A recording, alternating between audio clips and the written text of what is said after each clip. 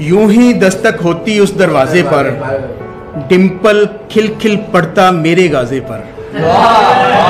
बारिश होती थी तो दोनों भीगते थे, मैं रस्ते में मेरी माँ दरवाजे पर। दिल की सुनता हूँ तो एहसास से खुदा भी कुछ है, माँ की आगोश तहफ्फुज के सिवा भी कुछ है। नजरअंदाज हुआ हूँ तो कुला ये मुझ पर, यार उस दिल में शिकायत के सिवा भी कुछ है। उसको बैठ के तन्हा रोया जा सकता है, यानी थोड़ा अच्छा रोया जा सकता है। गिरिया जारी में आंखें जाया मत करना, उतना रोना जितना रोया जा सकता है।